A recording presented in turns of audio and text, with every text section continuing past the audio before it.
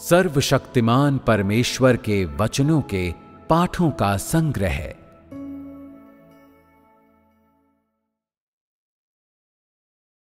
संपूर्ण ब्रह्मांड के लिए परमेश्वर के वचनों के रहस्य की व्याख्या। अध्याय 18।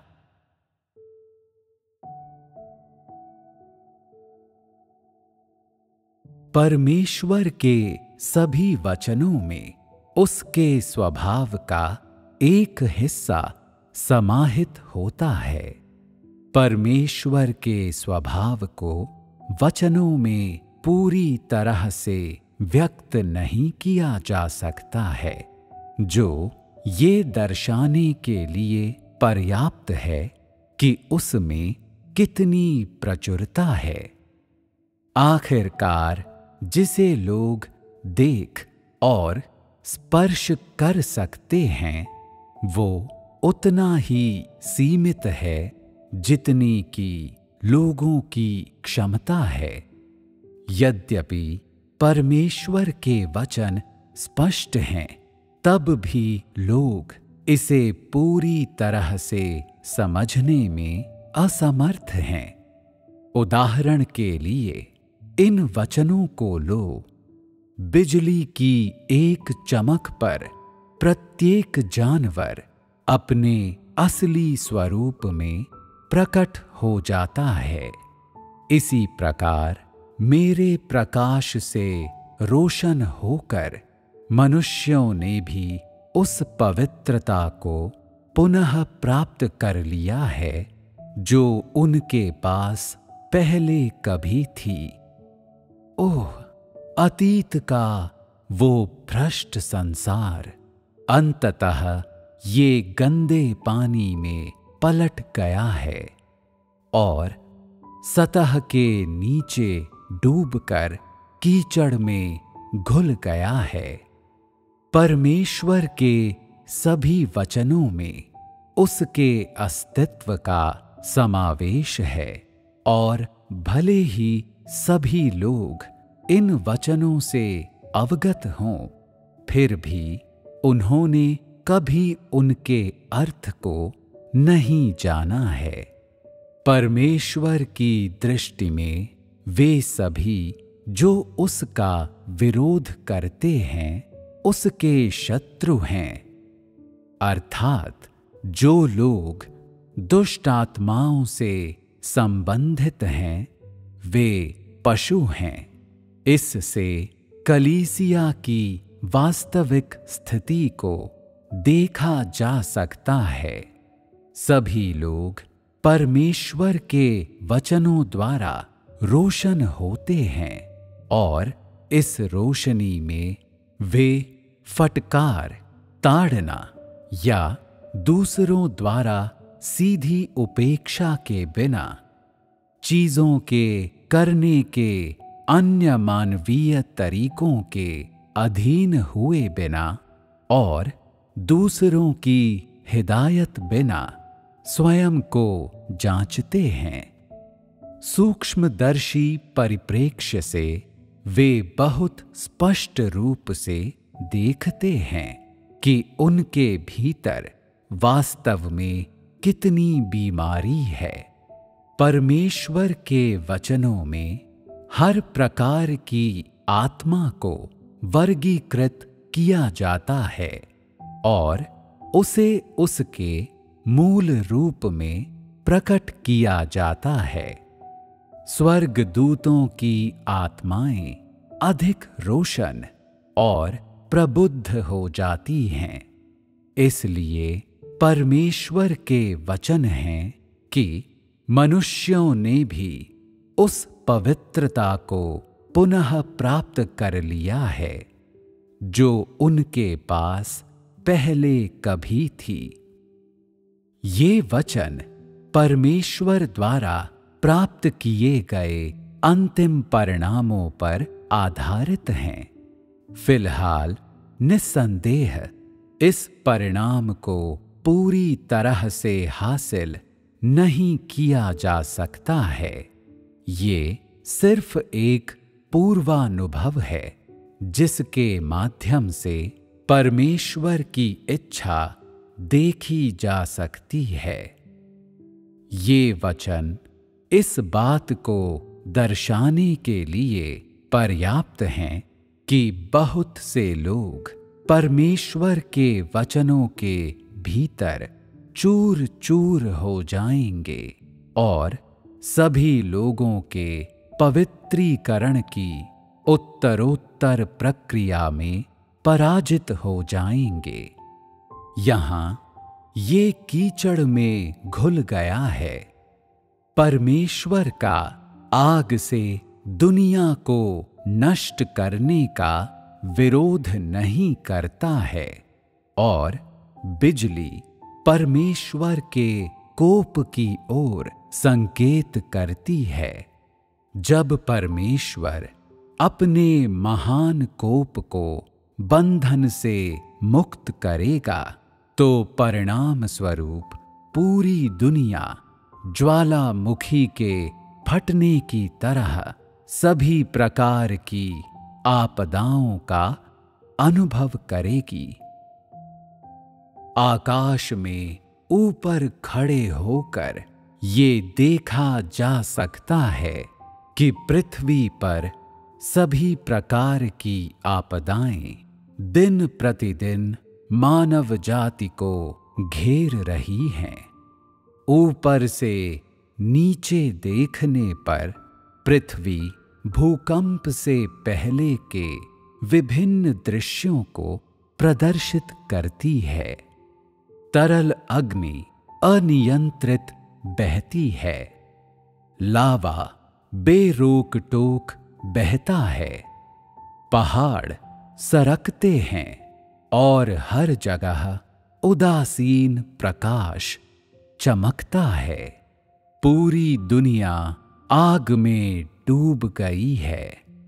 ये परमेश्वर के कोप के उत्सर्जन का दृश्य है और ये उसके न्याय का समय है। वे सभी जो मांस और रक्त वाले हैं भागने में असमर्थ होंगे। इस प्रकार पूरी दुनिया को नष्ट करने के लिए देशों के बीच युद्ध और लोगों के बीच संघर्ष की आवश्यकता नहीं होगी। इसके बजाय दुनिया परमेश्वर की ताड़ना के पालने में स्वयं का होश हवास में आनंद लेगी। कोई भी बच निकलने में सक्षम नहीं होगा। हर एक व्यक्ति को एक के बाद एक इस कठिन परीक्षा से गुजरना होगा। इसके बाद संपूर्ण ब्रह्मांड एक बार पुनः पवित्र कांति से जगमगाएगा और समस्त मानव जाति एक बार पुनः एक नया जीवन शुरू करेगी और परमेश्वर ब्रह्मांड के ऊपर आराम करेगा और हर दिन मानव जाति को आशीष देगा। स्वर्ग असहनीय ढंग से उजाड़ नहीं होगा, किंतु उस जीवन शक्ति को पुनः प्राप्त करेगा जो दुनिया की सृष्टि के बाद से उसके पास नहीं है। और छठे दिन का आगमन तब होगा जब परमेश्वर एक नया जीवन शुरू करेगा।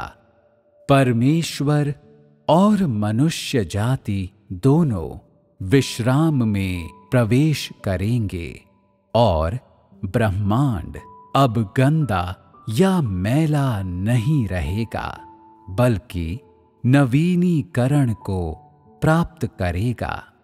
यही कारण है कि परमेश्वर ने कहा, पृथ्वी अब निष्प्राण रूप से स्थिर और मूक नहीं है। स्वर्ग अब उजाड़ और दुखी नहीं है।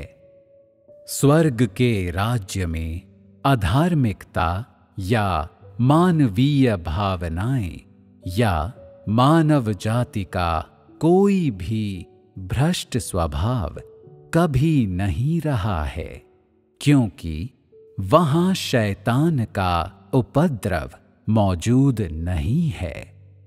सभी लोग परमेश्वर के वचनों को समझने में सक्षम हैं और स्वर्ग का जीवन खुशी से भरा जीवन है। स्वर्ग में सभी लोगों के पास परमेश्वर की बुद्धि और गरिमा है। स्वर्ग और पृथ्वी के बीच भिन्नताओं की वजह से स्वर्ग के नागरिकों को लोग नहीं कहा जाता है, बल्कि परमेश्वर उन्हें आत्माएं कहता है। इन दोनों शब्दों में सारभूत अंतर हैं। अब जिन्हें लोग कहा जाता है वे शैतान द्वारा भ्रष्ट किए जा चुके हैं, जबकि आत्माएं नहीं हुई हैं। अंत में परमेश्वर पृथ्वी के लोगों को स्वर्ग की आत्माओं की विशेषताओं वाले प्राणियों में परिवर्तित कर देगा और फिर वे शैतान के उपद्रवों के अधीन अब और नहीं होंगे। इन वचनों मेरी पवित्रता पूरे ब्रह्मांड में फैल गई है का यही सही अर्थ है। पृथ्वी अपनी मौलिक स्थिति में स्वर्ग से संबद्ध है और स्वर्ग पृथ्वी के साथ एक हो जाता है।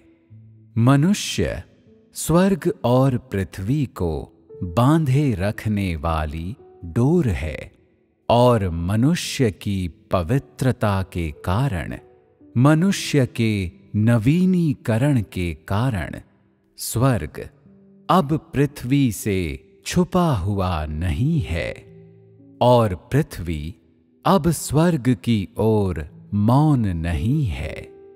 ये उन लोगों के संदर्भ में कहा जाता है जिनके पास स्वर्गदूतों की आत्माएं हैं और उस बिंदु पर स्वर्गदूत एक बार पुनः शांति से मिलजुल कर एक साथ रहने और अपनी मूल अवस्था को पुनः प्राप्त करने में समर्थ होंगे और देह की वजह से स्वर्ग और पृथ्वी के दो क्षेत्रों के बीच अब और विभाजित नहीं होंगे।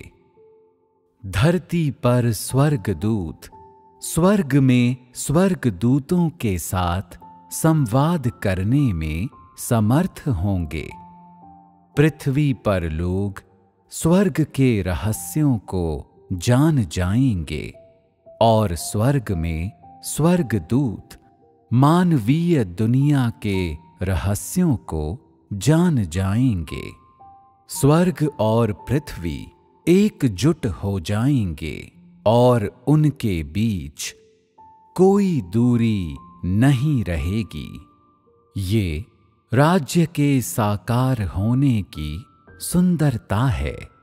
यही वो है जो परमेश्वर पूरा करेगा और ये कुछ ऐसा है जिसकी सभी मनुष्य और आत्माएं लालसा करती हैं, किंतु धार्मिक दुनिया के लोग इसके बारे में कुछ नहीं जानते हैं। वे सिर्फ एक सफेद बादल पर उद्धारकर्ता यीशु के आने की प्रतीक्षा कर रहे हैं कि वे पृथ्वी पर बिखरे पड़े कचरे को छोड़ उनकी आत्माओं को दूर ले जाएं। क्या ये ऐसी अवधारणा नहीं है जिसे सभी मनुष्य साझा करते हैं? यही कारण है कि परमेश्वर ने कहा, धार्मिक संसार कैसे इसे पृथ्वी पर मेरी सामर्थ्य द्वारा नष्ट नहीं किया जा सकता था। धरती पर परमेश्वर के लोगों के पूरे होने की वजह से धार्मिक दुनिया उलट जाएगी। उस अधिकार का सही अर्थ यही है जिसके बारे में परमेश्वर ने बात की है। परमेश्वर ने कहा था, क्या कुछ लोग ऐसे हैं जो मेरे दिवस में मेरा नाम बदनाम करते हैं? सभी मनुष्य मेरी ओर श्रद्धा से देखते हैं और अपने हृदय में वे मुझे चुपके से पुकारते हैं। यही है वो जो उसने विनाश के परिणामों के बारे में कहा था। उसके वचनों की वजह से धार्मिक दुनिया परमेश्वर के सिंहासन के समक्ष पूरी तरह से समर्पण करेगी और सफेद बादल के आने की अब और प्रतीक्षा नहीं करेगी या आकाश को और नहीं देखेगी, बल्कि इसके बजाय परमेश्वर के सिंहासन के सामने जीत ली जाएगी। इस प्रकार ये वचन कि अपने हृदय में वे मुझे चुपके से पुकारते हैं, ये धार्मिक संसार का परिणाम है जिसे परमेश्वर पूरी तरह से जीत लेगा। यही है वो जिसका परमेश्वर की सर्वशक्तिमत्ता सभी धार्मिक लोगों को मनुष्य जाति के सबसे बड़े विद्रोहियों को गिराने के रूप में उल्लेख करता है, ताकि वे फिर कभी अपनी अवधारणाओं को नहीं पकड़ेंगे कि वे परमेश्वर को जान सकें। यद्यपि परमेश्वर के वचनों ने बार बार राज्य की सुंदरता की भविष्यवाणी की है, इसके विभिन्न पहलुओं के बारे में बात की है और इसका विभिन्न दृष्टिकोणों से वर्णन किया है, किंतु वे अभी भी राज्य के युग की हर स्थिति को पूरी तरह से व्यक्त नहीं कर सकते हैं, क्योंकि लोगों में ग्रहण करने की योग्यता का बहुत अभाव है। उसके कथन के सभी वचन बोल दिए गए हैं, किंतु लोगों ने अपने भीतर फ्लूरोस्कोप के माध्यम से एक्स-रे के साथ जैसे भी थे नहीं देखा है और इस प्रकार अस्पष्ट हैं और उनकी समझ में नहीं आया है। ये देह का सबसे बड़ा दोष है। यद्यपि अपने हृदयों में लोग परमेश्वर से प्रेम करना चाहते हैं, वे शैतान के उपद्रव के कारण उसका विरोध करते हैं। इसलिए परमेश्वर ने बार बार लोगों के सुन्न और मूर्ख हृदयों को स्पर्श किया ताकि वे पुनर्जीवित हो सकें। परमेश्वर जो कुछ भी उजागर करता है वो शैतान की कुरूपता है। इसीलिए उसके वचन जितने अधिक कठोर होते हैं, शैतान उतना ही अधिक शर्मिंदा होता है और लोगों के हृदय उतना ही कम विवश होते हैं। और उतना ही अधिक लोगों के प्यार को जगाया जा सकता है। परमेश्वर इसी तरह से कार्य करता है, क्योंकि शैतान को उजागर कर दिया गया है और क्योंकि इसकी सही प्रकृति का पता लगाया जा चुका है, इसलिए ये लोगों के हृदयों पर अब और कब्जा करने का साहस नहीं करता है और इस प्रकार स्वर्गदूतों को अब परेशान नहीं किया जाता है। इसी तरह से वे अपने पूरे हृदय और मन से परमेश्वर को प्यार करते हैं। केवल इस समय ही ये देखने में स्पष्ट होता है कि अपनी सच्ची अस्मिता में स्वर्गदूत परमेश्वर से संबंधित हैं और परमेश्वर को प्यार करते हैं। ये केवल इसी मार्ग से है कि परमेश्वर की इच्छा को प्राप्त किया जा सकता है। उनके हृदय में मेरे लिए एक जगह है। अब मैं मनुष्यों से घृणा या त्याग नहीं पाऊंगा, क्योंकि मेरा बड़ा कार्य पहले ही पूरा हो चुका है और अब ये बाधित नहीं है। जो ऊपर वर्णन किया गया था उसका यही अर्थ है। शैतान के उत्पीड़न के कारण लोगों को परमेश्वर से प्रेम करने का समय नहीं मिलता है और वे हमेशा दुनिया की चीजों में उलझे रहते हैं और वे शैतान द्वारा बहकाए जाते हैं, जिसके कारण वे भ्रम में क्रियाकलाप करते हैं। यही कारण है कि परमेश्वर ने कहा है कि मनुष्य ने जीवन की इतनी कठिनाइयां पार की हैं, मानवीय राज के बहुत सारे अन्याय झेले हैं, इतने उतार चढ़ाव देखे हैं, लेकिन अब वे मेरे प्रकाश में रहते हैं। अतीत के अन्याय पर कौन नहीं रोता? इन वचनों को सुनने के बाद लोग ऐसा महसूस करते हैं मानो कि परमेश्वर दुख में उनका सहभागी है, उनके साथ सहानुभूति प्रकट कर रहा है और उस समय उनकी परेशानियों को साझा कर रहा है। वे अचानक मानवीय दुनिया की पीड़ा को महसूस करते हैं और सोचते हैं, क्या ये सच नहीं है? मैंने दुनिया में कभी भी किसी चीज का आनंद नहीं लिया है।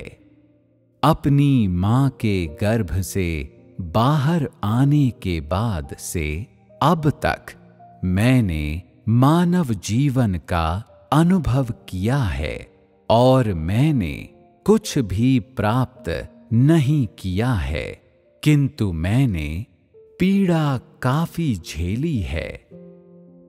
ये सब कितना खोखला है और अब मैं शैतान द्वारा बहुत भ्रष्ट किया गया हूं। ओह, यदि परमेश्वर द्वारा उद्धार नहीं होता तो जब मेरी मौत का समय आता तो क्या मैं पूरी जिंदगी व्यर्थ में नहीं जिया होता? क्या मानव जीवन का कोई अर्थ है? कोई आश्चर्य नहीं कि परमेश्वर ने कहा कि पृथ्वी पर सब कुछ खोखला है। यदि परमेश्वर ने आज मुझे प्रबुद्ध नहीं किया होता तो मैं अभी भी अंधकार में होता। ये कितना दयनीय है। इस बिंदु पर उनके हृदय में एक संदेह पैदा होता है। यदि मैं परमेश्वर के वादे को प्राप्त नहीं कर सकता हूं तो मैं जीवन का अनुभव कैसे लेता रह सकता हूं? इन वचनों को पढ़ने वाला हर कोई प्रार्थना करते हुए रो पड़ेगा। मानवीय मानसिकता ऐसी ही है। यदि कोई मानसिक रूप से असंतुलित ना हो तो उसके लिए ये असंभव होगा कि वो इसे पढ़े और कोई प्रतिक्रिया ना दे। हर दिन परमेश्वर हर तरह के लोगों की स्थितियों को उजागर करता है। कभी कभी वो उनकी ओर से शिकायतें करता है। कभी कभी वो लोगों की एक निश्चित माहौल पर काबू पाने और उससे गुजरने में सहायता करता है। कभी कभी वो लोगों के लिए उनके रूपांतरणों को बताता है, अन्यथा लोग जान जाते कि वे जीवन में कितना पनपे हैं। कभी कभी परमेश्वर वास्तविकता में लोगों के अनुभवों को बताता है और कभी कभी वो उनकी कमियों और दोषों को बताता है। कभी कभी वो उनसे नई अपेक्षाएं करता है और कभी कभी वो अपने बारे में उनकी समझ की हद को बताता है। हालांकि परमेश्वर ने ये भी कहा है, मैंने कई व्यक्तियों द्वारा हृदय से बोले गए शब्दों को सुना है। इतने सारे लोगों द्वारा दुख में दर्दनाक अनुभवों के बारे में सुना है। मैंने बहुतों को देखा है जिन्होंने कठिनतम स्थितियों में भी सदा अपनी निष्ठा मुझे अर्पित की है और मैंने कईयों को पथरीले रास्ते पर चलते हुए निकलने के लिए मार्ग की खोज में संघर्ष करते हुए भी देखा है। ये सकारात्मक पात्रों का वर्णन है। मानव इतिहास के नाटक की प्रत्येक कड़ी में न केवल सकारात्मक पात्र रहे हैं बल्कि नकारात्मक पात्र भी रहे हैं। इसलिए परमेश्वर इन नकारात्मक पात्रों की कुरूपता को प्रकट करता जाता है। इस तरह ये केवल विश्वासघाती के साथ उनके अंतर के माध्यम से है कि ईमानदार मनुष्यों की अटल वफादारी और निडर साहस प्रकट होते हैं।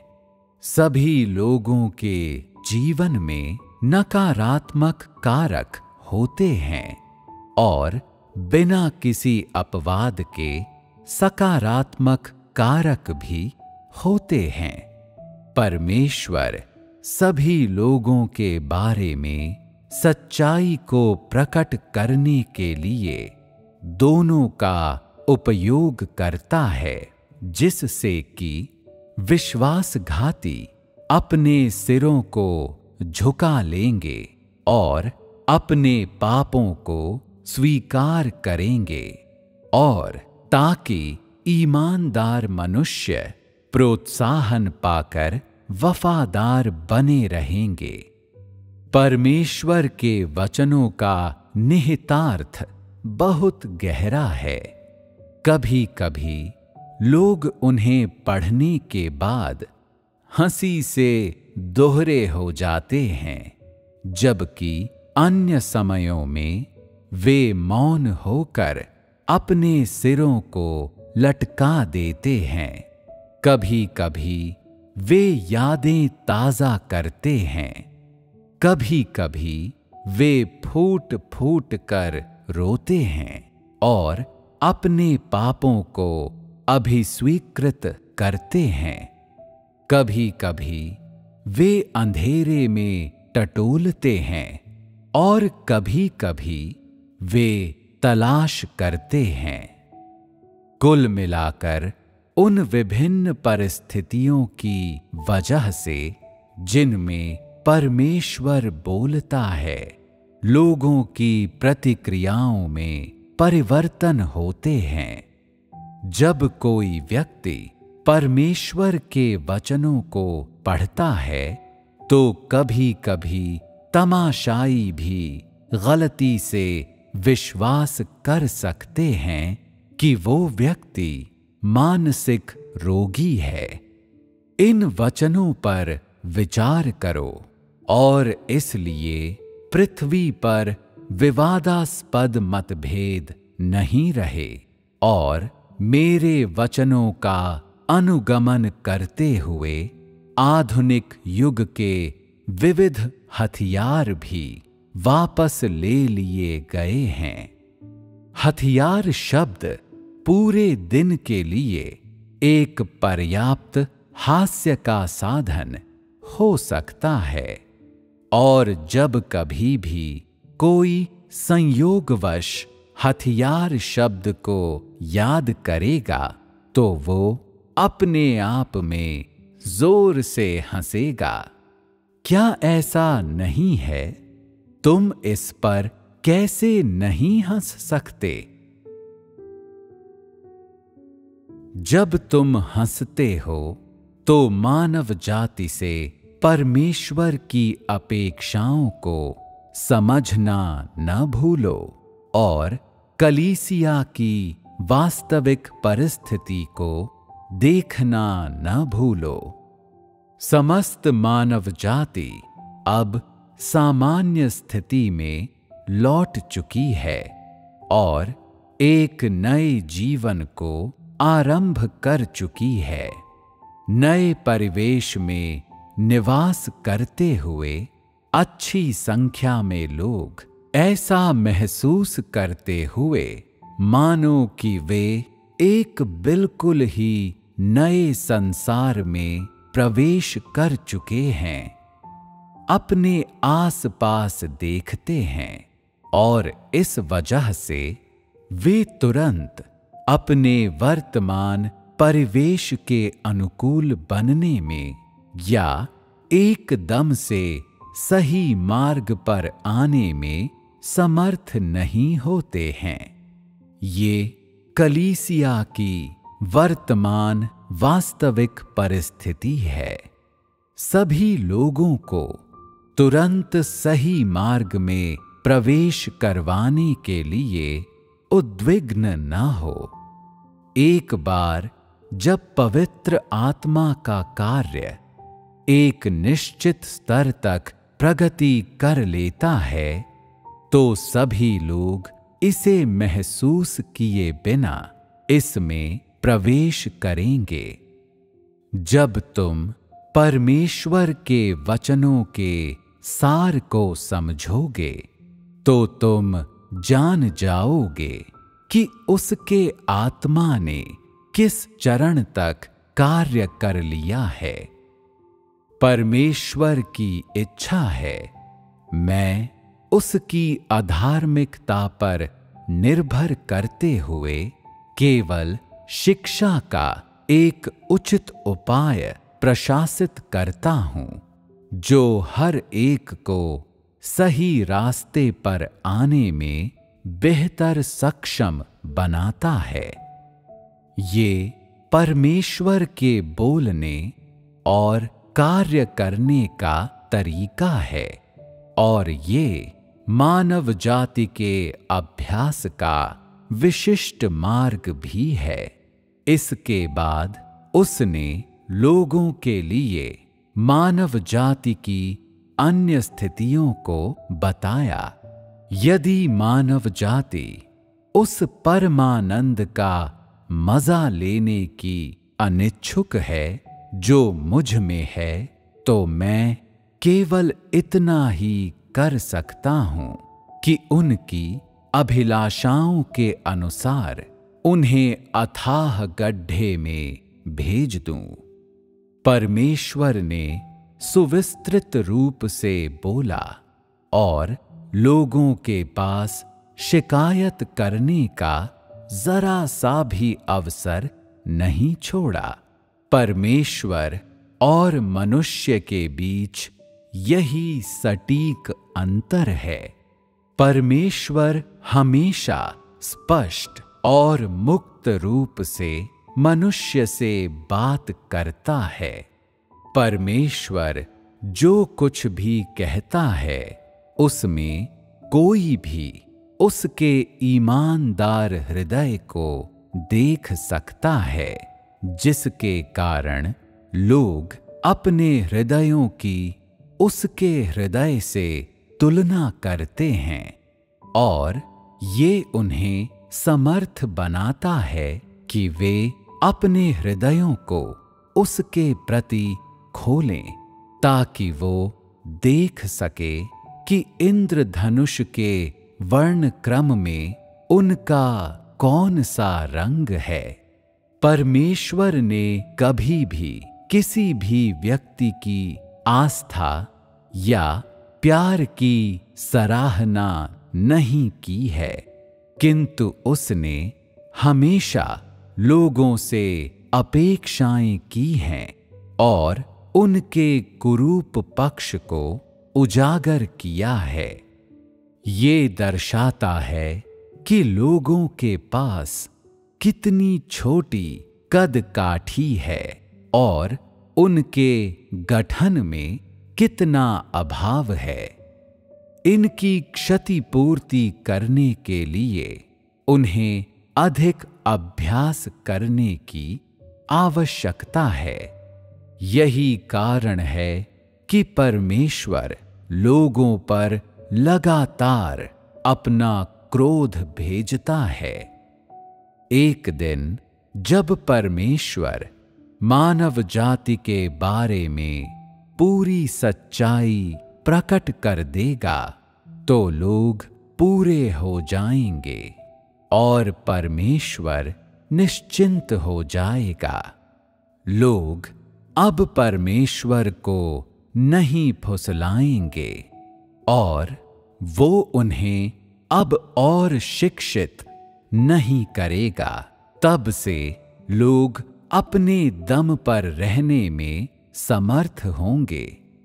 किंतु ये वो समय नहीं है। अभी भी लोगों में ऐसा बहुत कुछ है जिसे नकली कहा जा सकता है और परीक्षा के कई दौरों की तथा और अधिक जांच की चौकियों की आवश्यकता है, जहां उनके करों का उचित रूप से भुगतान किया जा सके।